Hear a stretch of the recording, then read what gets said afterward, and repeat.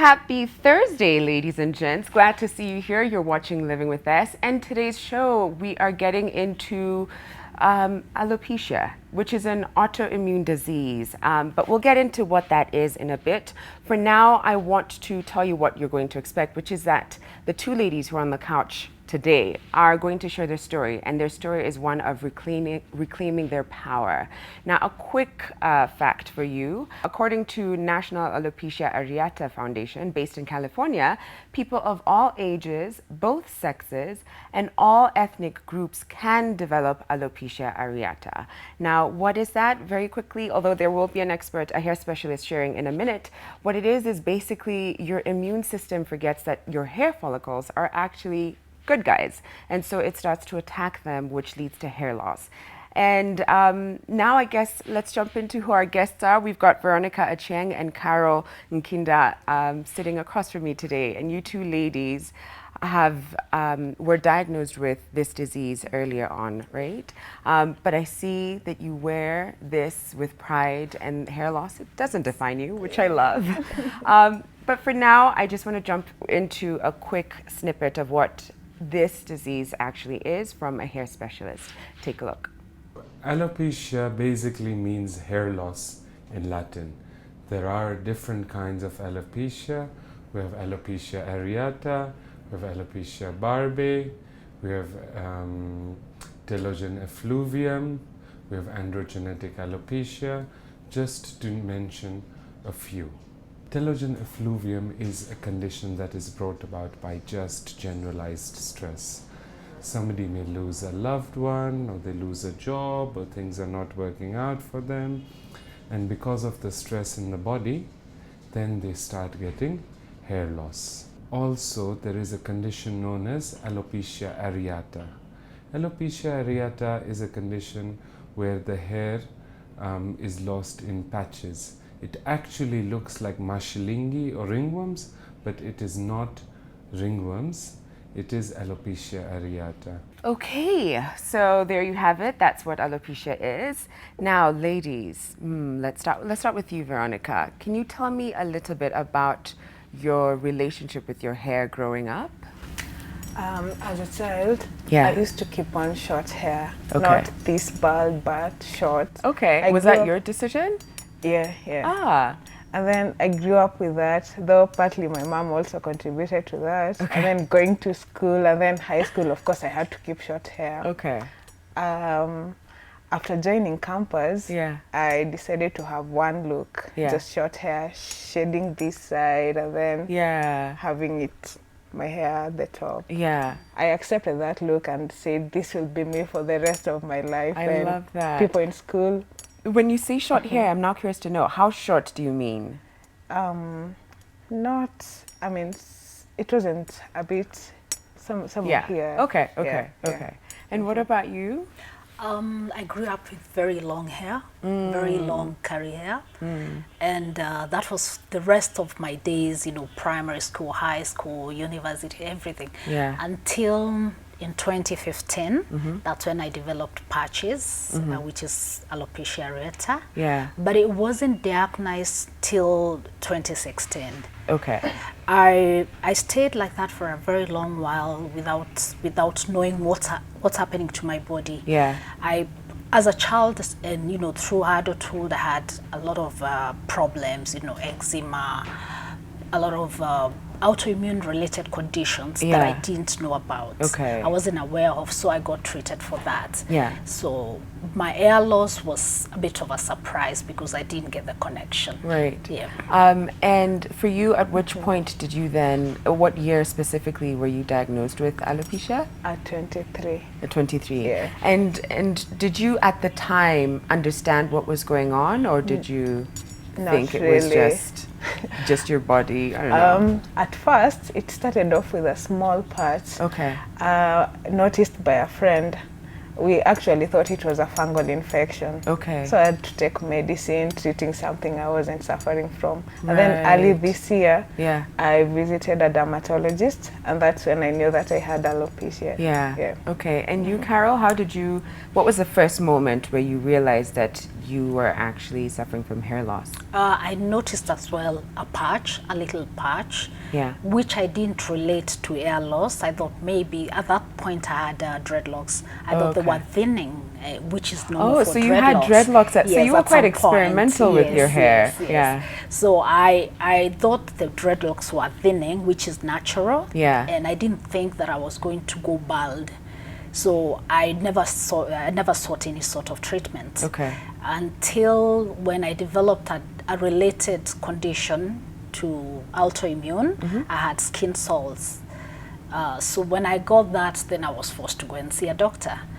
All the while I was getting treated for eczema, for contact dermatitis, all sorts of things, but not for alopecia. Okay. That's when I was told that this is alopecia. Okay. But after a long while. Yeah. Yeah. And how did it show up for you? So first you noticed the patch. A little patch. And then did it spread very quickly, or did you have time? No, it was very fast. One patch, this month, the next month, another patch, then they start joining. Then the whole... And when you say patch, it's completely bald. Yes, smooth. A smooth patch in the middle of your head. Okay. Like what you can see, a smooth patch. So they developed all round. So then it makes it really ridiculous to have hair patch like that. So you make a decision what you want, to walk with it like that or to take it off. Okay. Was it the same for you as well? Yeah. So in how many months, what was that time period? It started in August last year. Okay. Yeah. And then I took fungal medications for a month and a half. Yeah. Again, put on some medicine. I even tried traditional herbs, which didn't work out. And it took me time to decide to shave it all. Yeah. I was always putting on capes. Right. Yeah, just to cover the patches. I hear you. And it must have been also a bit of a disconnect for you because you've had, decades of this relationship with your hair and then only a couple of months to reconcile with what's now happening. And I'm curious to know, was it just only on your head that you were losing hair, or was it also like your eyebrows? I mean, I can see... With alopecia areata, it's only on the head. Okay. Alopecia has different stages. So once you have alopecia areata, that is just on the head. When it gets to areata, you're okay, it's just the head. Alopecia totalis is the head and other places. And then you have universalis, which is total loss of hair in every part of your body. Presently, I think graduating to the next stage because I'm losing my noso hair. Okay. And can you tell me how it made you feel when you first decided that maybe it's time to shave? Can you talk me through that, Carol? That was the toughest decision. It was nights and nights of tears and not sure is that the right move because the society defines how you need to look, and then coming from long hair, coming from dreads into no hair, you have to really come to terms with yourself and agree that this is the look I want, irrespective of what the society feels about it. And I think what really helped me was support of my family. My parents and my immediate family, everybody was there and encouraging me because I was ailing other things, so hair was not the biggest thing. So for me, I had to look it as it wasn't a big thing at the point. Okay. Yeah. Okay. How did you end up doing it? Did you do it yourself? Because I know you also own a salon on the side. Yes, it's not your 9 to 5, but it's. I did it at home. I didn't take myself to the salon because embarrassment and you don't want to be there. Everybody looking at you and wondering what's getting into your mind. So my husband shaved it, so I had a mohawk for a few weeks. Yes. So I didn't take it off immediately. I had to do it in gradually. Steps. So I had a mohawk for a couple of months. Then I had support from my sisters who also shaved their dreadlocks. so that we can. What? Yeah. Oh, bless those ladies. They didn't take it off completely, but cut it short. One of my sisters cut it off completely, so there was a lot of support. Okay. So I hung on the mohawk for a while because I was still in denial. And then the mohawk couldn't work because the top was also falling off. So I had to shave. But then during the transition, I still felt like keeping my hair.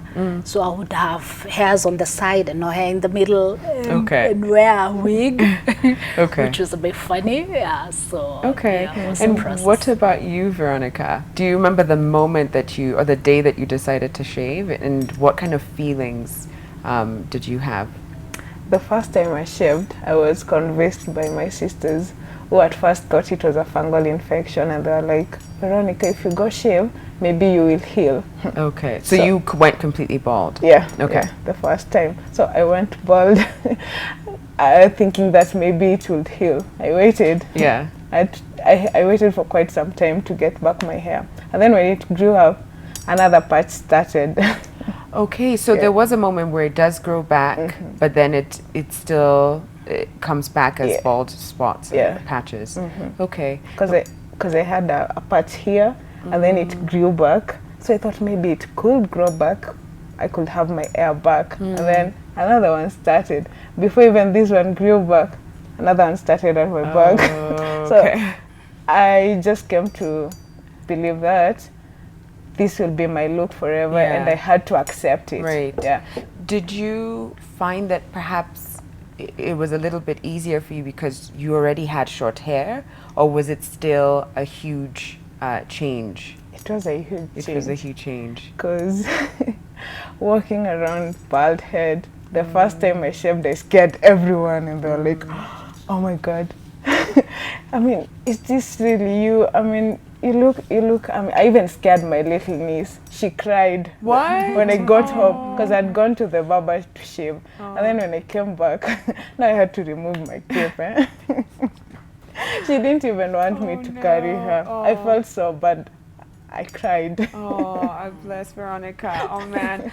We have to take a quick break, but when we come back, I'll be asking the ladies exactly what they did to seek out treatment. We'll be back very shortly. Welcome back. We've been talking to our guests Veronica and Carol, who just shared their journey on being diagnosed with alopecia and suffering from hair loss. And what I want you to see right now very quickly is a hair specialist explaining what exactly are the treatments available if you are diagnosed with alopecia. So take a look. Depending on the kind of alopecia, sometimes we may need to run some blood tests. But treatment options include supplements, creams, applications, PRP therapy, needling into the scalp, injections into the scalp, and finally hair transplant in some cases. There are different kinds of alopecia. Some of them are curable and treatable. In some cases it may be hard to treat, and the only option available may be a hair transplant. But before running to do a hair transplant, one should do all the tests and try other treatments before going for a surgical operation. Okay, so there you have it. Now, ladies, before you actually were diagnosed, what were some of the treatment options that you sought, whether it's in your home mixing things or hearing what your friends had to say? I know you've explained some of the things that happened to you, so maybe we could start with you, Veronica. What are some of the things that you tried? I first of all tried the traditional medicine. Okay. I had to take and apply some. Yeah. And then also and I tried. Wait, where did you get the traditional medicine? I bought from one of the specialists, the herbal specialist. Okay. Yeah. But you still didn't know what it was? I wasn't sure okay, fine. if it was alopecia. Okay. Yeah. Okay. What else did you try? I tried turmeric. I tried garlic. Those are really potent, powerful spices, though. And in many occasions, they do help. But I guess in this case, nothing worked. Nothing worked. Yeah. And what about you, Carol? There was all suggestions that I didn't try. You know, like try onion juice, Right. try guava juice. I didn't try that because I wasn't feeling very up to it, because the doctor didn't tell me that I had alopecia in the beginning. So I wasn't going to try those medications, especially because I was also suffering from other things like eczema. I didn't know how it would react, so I never tried that. So I went on topical creams that were prescribed by the doctor, but they didn't work. So then I was put on steroids, like to set off the system, to like restart the system. But that as well didn't work. So when I was finally diagnosed with the autoimmune condition, then I knew that there's no cure. So is there no are there no treatment options? No, there's no cure for alopecia. How did you come to terms with that when you heard that this was something that couldn't be cured? What was your it was to accept that there's no cure, accept that you can have a regrowth and probably not, because sometimes you can have a regrowth that can last for a period of time and then it falls off again. So at this point I don't even want the regrowth, because you know, it's force. So it comes on and probably after 2 years, after a year, month, it falls off again. So it's accepting that this is the way it is and doing whatever it takes to be healthy and be happy about it. And what was that journey to acceptance like? Because I'm sure it wasn't, you know, wake up there and it's like, oh, I love who I am today. And especially with society and the preconceived notions of what femininity is, womanhood is, and how then you should wear your hair. So what was that journey like for you?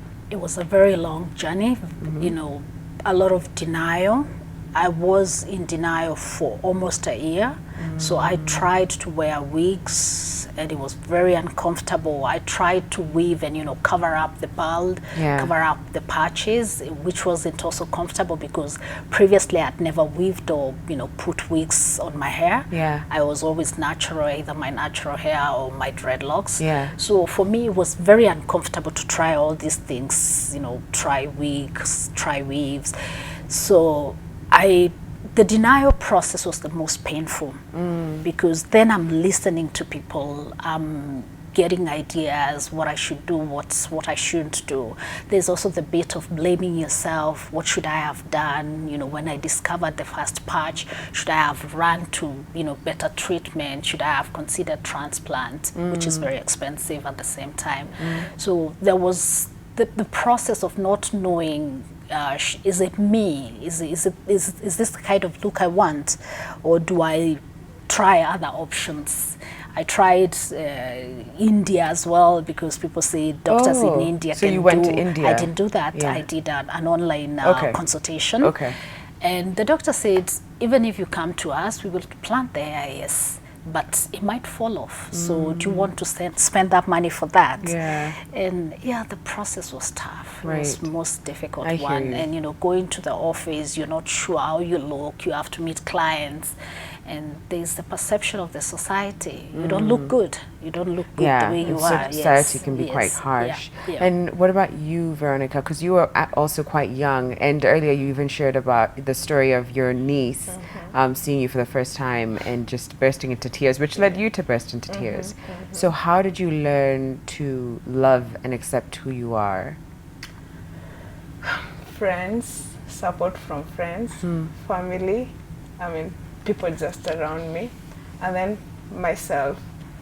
It took me time, yes, because I spend nights crying when I'm alone, and you're like, after going through articles, reading and watching videos on alopecia, and then I came to realize that I'll have to stay with this, I mean, for the rest of my life. And the best thing to do is not to kill myself with it, accept it, and slay in bald, you know. Slay in bald. I love that. I love that.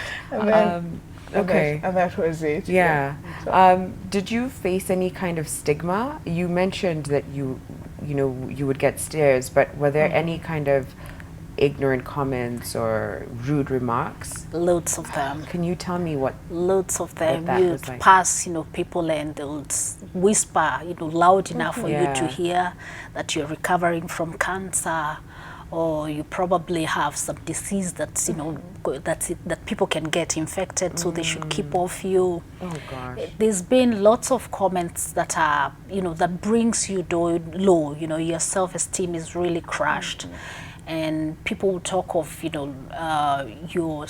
apart from disease, some people would comment, why would you want to be bald? Are you a man? Oh my goodness. Like I passed a crowd and they said she thinks she looks really nice trying to imitate men, and all sorts of comments. Such ignorant yes, because they don't know what it is. They don't care to ask, so they make some comments that really can offend you. Yeah. And how did you shut that out? So that did you confront them, or do you just keep it moving? Not until recently. I wasn't able to confront anybody. I would shy off and probably go home and think the next day I'm walking, I need to wear a wig. Oh gosh. Yeah, but in the last year I had an article. I came out in the open and said this is what I'm ailing from, and that was the point, my turning point. I decided I'll talk about it. If I see you staring, then I'll stop and allow you to stare enough, and then I'll tell you what it is about. Oh, yeah. Okay. Yeah. And what about you, Veronica? How did you face that? The kind of the noises, the whispers, the rude remarks? I wouldn't say it was easy, because it wasn't. The first time the patch started, people were laughing at me like, ona kona shilingi, and I'm like, I don't even know what I'm going through. So if you guys keep shouting, akona shilingi, and also don't know, because I've even tried treating it, the shilingi you guys are saying, but it's not working. I'm confused myself. So the loud mamas, you yourself, I mean, I was really frustrated. Did you find that there were certain lifestyle choices that you made, whether it's what you eat or maybe even making sure that you're not surrounded by stress, that impacted the rate at which the balding took place, the hair loss?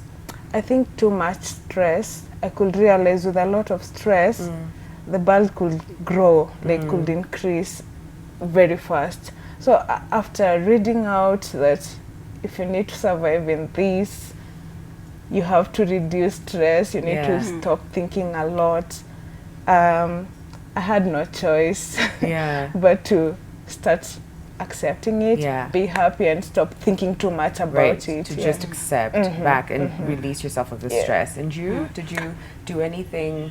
I can't really point at what could have triggered it, but obviously there are things related to stress. There's also the diet, but because I had eczema as well, I still have eczema, I would relate to certain diets that trigger and make it really worse.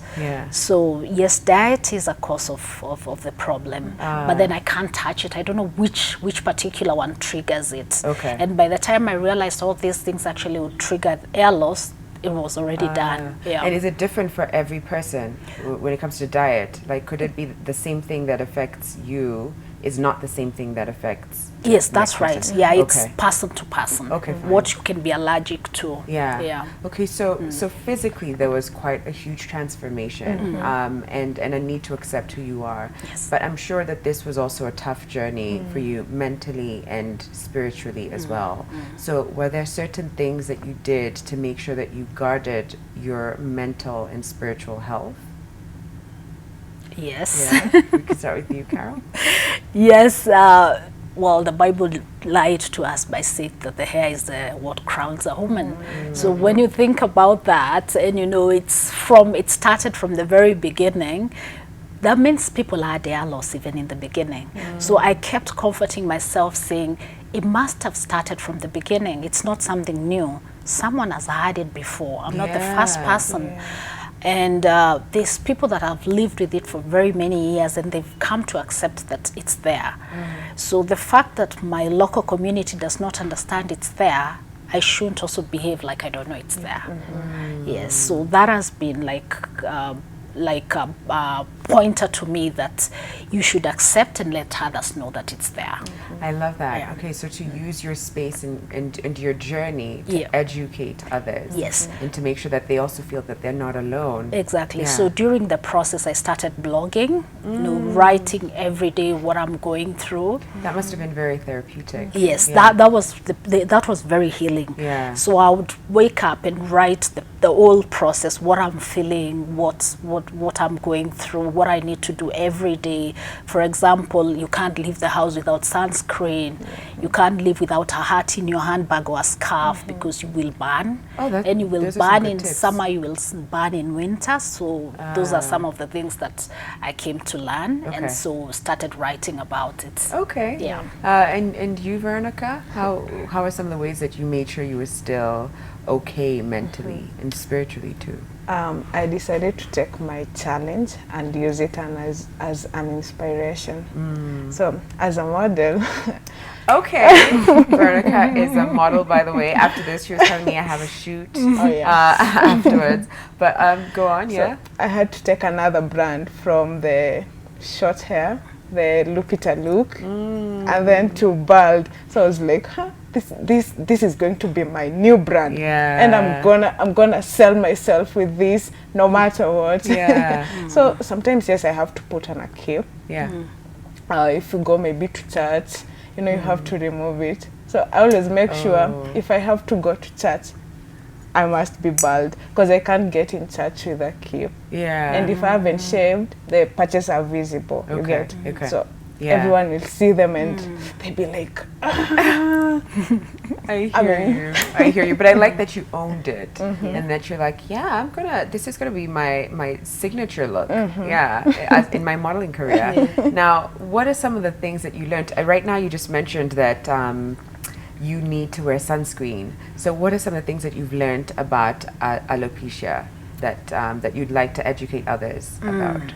You have to have sunscreen. You need to have a proper shaving tools, because if you have patches, if your level is the patches, you need to shave like every second day. yeah. So you either choose to go to a barber or do it yourself. Okay, let me see if I understand. So there are moments where hair might grow back, or does it continuously start to grow in some bits? Now, when you have a patchy hair, which is alopecia areata, it's patchy. Okay. It means certain places you have Yeah, hair. but I'm specifically asking when you do then go, when the bald spots come, how often does the hair growth start? Is it immediate, or is it something that you could go a few months where you're completely bald, or is there always some form of hair growth? On the patches, there's no hair. Okay. Absolutely. Okay. So on the other parts, then there's hair, hair. and it's growing like normal, I you know, see. like I normal hear you. hair. So you have, if your pattern of hair grows really fast, like mine do, then it means every second day you need to clean up.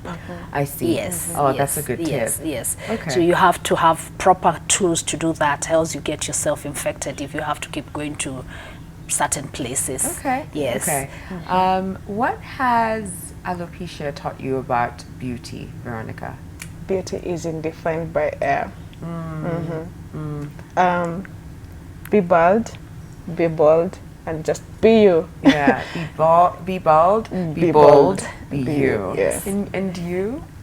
Similarly, I know for her it must be tougher because she's younger, Yeah. and you know there's expectations of young people now. You need to look. I'm older, so there are certain things that don't make a big deal anymore.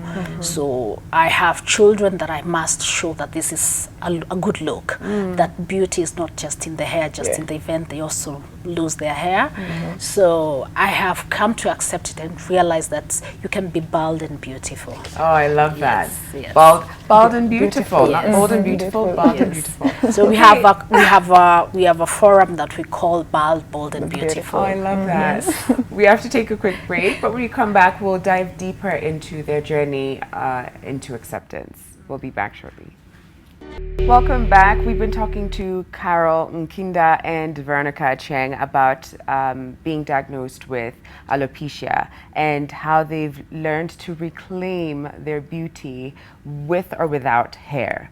Now, my first question to you is, did you feel that being bald communicated power? Because hair can be highly communicative. It can communicate status, power, sexuality. So for you, did you feel that it communicated power, or do you feel it now? In the beginning, not. It wasn't communicating anything. It was a negative.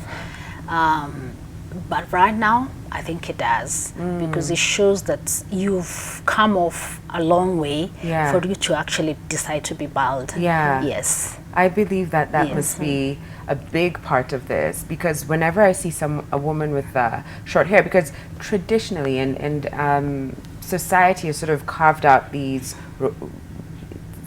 roles or ways that people can present their gender, which is men have short hair, women have long hair. So whenever I see a woman with short hair, to me, it communicates I have shed myself of whatever notions that you have about me, and I'm standing tall as a woman. So automatically I'm like, ooh, don't mess with that one. Like, that woman knows herself and has claimed her power. Did you feel like that now, Veronica? At first, of course, as Carol said, it wasn't easy. But after some time, I realized that bald automatically comes with bold. I mean, gives you some confidence. Okay. How has the relationship with yourself changed through this journey? I've learned to be so close and tight with myself. Notice every change that occurs with my body. Ooh, that's a big one. Because initially I wasn't paying attention. Like, you see, I also assumed that it was a fungal infection that I had. And if I had visited a dermatologist before, I'd have known that I have alopecia. So I've learned to be so close to myself. Anything little, I just you notice it. You know your body in and out. And you? Diet, I've learned to really be careful what I take, because I know there are triggers that can cause it even to run more, you know, progress to even totales and universaries. So I'm really watchful of the diet, and because while I was under treatment, I'd really put on a lot of weight because of steroids. So I am trying to manage diet very keenly and listening to the body, seeing what really works for me, and knowing that this is a work that it's individual. It's a personal work. Okay. Before the break, you were saying that you are part of a society, a community. Yes. Bald, bold, and beautiful. beautiful. Yes. Can you tell me about that? We have a support group that all alopecians join. It's a small group that was started not too long ago. It's called Bald, Bold and Beautiful.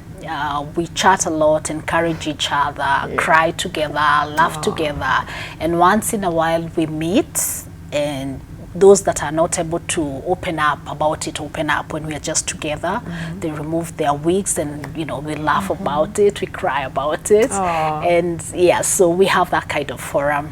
Yes. Is it only women?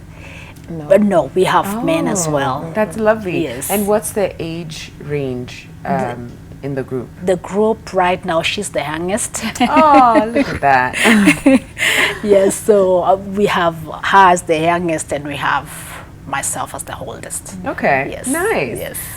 Now, with the way that the society is constructed, and we were saying how usually hair is associated with femininity, how has this changed the way that you move through the society, the way you interact, the way you, whether it's even on social media or just walk in the streets, or even relate with your relatives too? Maybe that's also an interesting point. But how has it changed the way you interact with society? First is realizing that this is yourself. This is you. And it doesn't matter what the rest of the community feels about it if you've accepted yourself. So it's educating people. This is the kind of relation I've developed personally.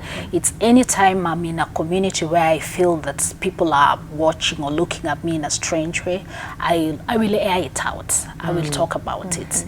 And I will mention that it's not cancer, it's not what you're suspecting, it's not witchcraft, and this is what it is. Yeah. Yes. And you, Veronica? Okay. In the society, when you shave, people think you're maybe a widow, you have cancer or something else. But the moment I took it to myself, I knew that this was my journey, and I had to walk it my own way, no matter what people think about. Yes, sometimes when you have a family gathering, I have to explain to those who don't know what I'm going through it. I have, of course, to explain, even at school. Though art has taught me to be confident, and I can explain what I go through. Yeah. Okay. When you stand in front of the mirror, who do you see? I see a beautiful, strong, brave, and a bold woman. Beautiful. And you? I see Carol. I see the real me. Yeah. Because without her, there's what's inside. So I see the real inside, the beautiful person inside. Yes. Yeah. Going back to a little bit earlier in your journey, you were diagnosed in 2015, and you just last year is when it started happening. How would you then speak to that reflection in the mirror? What would you be telling yourself, or how would you try and build yourself out of that, the self-doubt and the insecurities that you've just been sharing, that you were shrouded with at the beginning? How did you talk yourself out of that? I always say that you've come a long way, and you can only be better. And not just for yourself, but for the other person that is going through the same stuff. Yeah. Okay. Yeah. And you, Veronica? I've seen bald women. Wakanda still preaching the gospel. I love that. And then and that's an important point, actually, that you also get to see yourself on the big screen, on television, because that's also where a lot of disconnect takes place, because you only see one definition of beauty, of strength, of success, but when you see different variations of it, in Black Panther especially, exactly, makes you think, okay, now y'all better take a seat, because we're here to stay. I love that. Okay. So sometimes when I don't feel like shaving, I'd go through some pictures. I look at Christine Wawira's. I'm a big fan of her. There's a time I wasn't feeling like shaving because I was so attached to my hair still. And I was like, should I shave it or not? And then I went to Christine Wawira's page. And I saw the way she was popping. Who's Christine Wawira? She's a famous actress. Though she's a Kenyan but lives in the US. Oh, nice. Okay. Now, what message would you like to pass on to those who stigmatize alopecia or even just baldness? Yeah. I would like everybody to know that it can happen to anybody, even little children, adults, male and female. And so when you stigmatize other people, you don't know what's coming for you. So you need to be sensitive, and if you have to know, please ask. Yes. Most of us are so willing to talk about it, so when you ask, we will give the information. Okay. Yes. Okay. And you, Veronica? We are not widowers. Alopecia is not cancer, please. Yeah. So when you see us, rather you come ask instead of throwing words and being ignorant about it. Okay. And what about what would you say to fellow alopecians, people who might be watching now, maybe recognizing a few of the symptoms that you've shared and are thinking, this just might be my journey? So what would you tell them? When you notice a patch, please seek medical care. Just find out what it is, because it could be alopecia, it could be anything else. Once you're diagnosed, try and start accepting yourself, because the journey is long. Yes. I love that. One last thing, where can people find the community, the Bald, Bold, and Beautiful? How can they join or be a part of it? Right now we're having an event on 15th of September, because this is Alopecia Awareness Month. So we've set up an event to educate, sit up with people and tell them about alopecia. The event will be at Power 254 on the 15th from 2 to 4 p.m. You can reach us on hashtag Strength of an Alopecian. Oh, that's a good one. So anywhere on social media, hashtag Strength of an Alopecian. You're good to go. Thank you, ladies. What I see sitting across from me is such a strong sense of awareness of self and power and ownership, which I believe there's still a lot of us who are struggling with that and are hiding behind even something like the hair. I'm, disclaimer, wearing a wig right now. What lies underneath this is not that great, but you know, we try and mask what we're going through by creating this font. And you've owned your diagnosis and your journey, which I respect completely. Thank you. So thank you very much for sharing your story. Having us. Now I'm going to throw it back real quick. Now its name comes from a Maasai phrase, Nkare Nairobi, which translates to cool waters. Do you know what I'm talking about? Well, I'm referring to Nairobi. It's a Thursday, and so we get to throw it all the way back to how Nairobi was during the 60s and the 80s.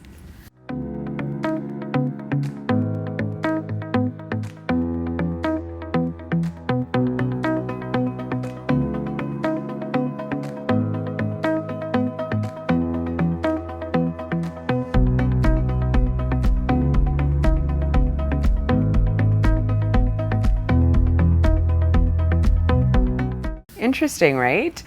Okay, thank you, ladies and gents, for joining us for the past hour and hearing the story of power and reclaiming your body. Gonna love you and leave you, but I'll see you tomorrow, 8 a.m. sharp. Bye.